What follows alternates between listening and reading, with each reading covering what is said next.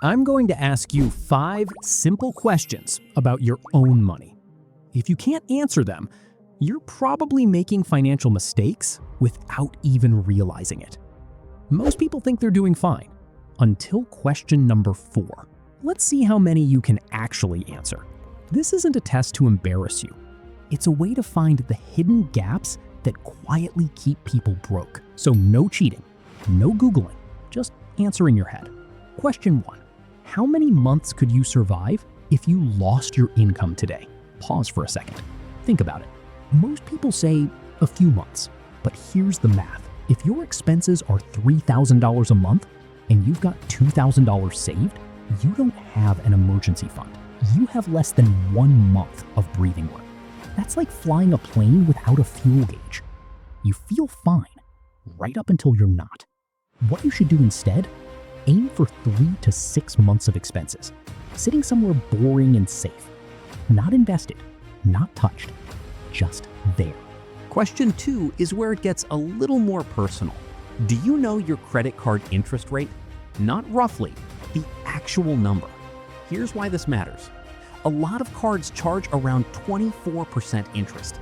If you're carrying a $5,000 balance and only making minimum payments, that debt can quietly cost you over $1,000 a year, just in interest, not principal, interest.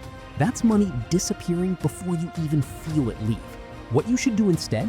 Pay off high-interest debt before you invest a single dollar.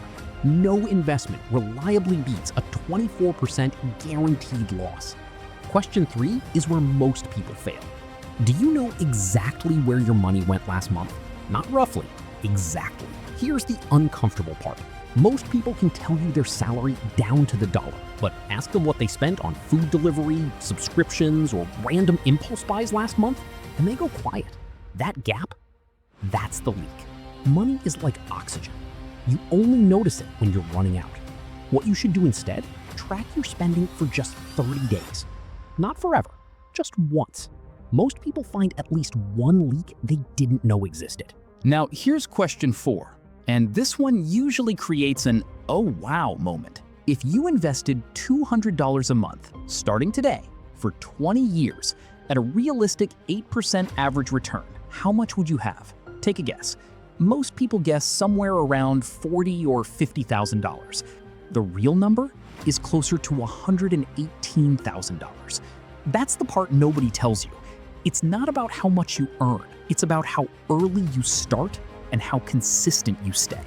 Waiting 5 years to start investing doesn't cost you 5 years of growth. It costs you tens of thousands of dollars, because the biggest gains happen in the last few years, not the first few.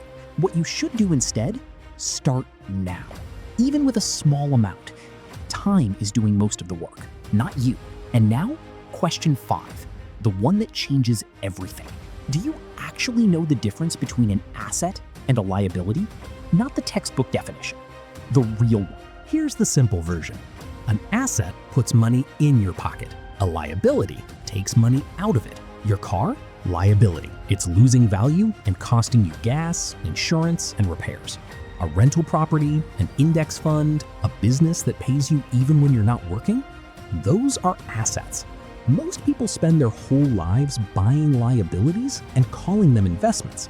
That's like building a house on sand and wondering why it keeps sinking.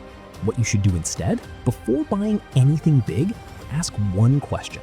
Does this put money in my pocket or take it out? That single question will change how you spend for the rest of your life. So, how many did you get right? If you couldn't answer all 5 questions today, that's okay. The important part is that now you know what to fix. Because financial freedom doesn't start when you earn more. It starts when you understand your money. If this video helped you, subscribe for practical money lessons that actually make a difference.